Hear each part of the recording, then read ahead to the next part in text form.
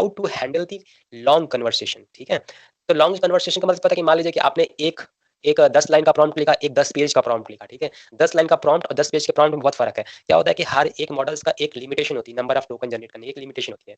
ठीक है, तो दैट इज नथिंग बट मतलब कोई भी कंटेस्ट, कोई भी अगर आप कन्वर्सेशन कोई भी प्रॉम्प्ट देते हो, तो कंटेस्ट जो भी जैसे ग्रो करता रहता है वैसे वैसे उसके प्रॉम्प्ट, उसके टोकन जैसे भी बनते रहते हैं, प्रीवियस की जो हिस्ट्री होती रहती है। ठीक है, उस हिस्ट्री को रिमेंबर करने के लिए, जो भी आपके कन्वर्सेशन को रिमेंबर करने के लिए वो टोकन जनरेट करता रहता है। ठीक है, its number of token, so there is a certain limit of every models have this certain tokens. ठीक है, मॉडल समटाइम्स क्या होता है कि वो फॉरगेट कर जाता है, पीछे मान लो बीच में ही आपको फॉरगेट कर गया कि आपका पीछे क्या चल रहा था। सपोज आपने 10 पेज का एक एक एक किताब लिखनी है 10 पेज की, उसमें से आप 3-4 पेज लिखा और उसकी कैपेसिटी बहुत ज्यादा लो है रिमेम्बरिंग पावर मॉडल्स की, तो वो 3-4 पेज के बाद भूल जाएगा कि पीछे उसने क्या लिखा। ठीक है, so that is nothing but long conversation लेने पे वो पीछे की फॉरवर्ड चीजों को भूलने चालू कर देता है। तो उन सब चीजों के लिए एक सोल्यूशन होता है। ठीक है, तो यही पूछा जा रहा है कि how to handle the long conversation. So there are solutions available like summarization. तो जो भी हमारे पुराने कंटेस्ट होते हैं, पुराने हमारे जितने भी ओल्ड समरीज होती हैं उन सबको समराइज कर देना, 3 टाइप ऑफ जितने भी पेजेस होते हैं उनको समराइज करके वो टोकनाइज कर देता है। ठीक है, ताकि वो छोटा कंटेंट बन जाए।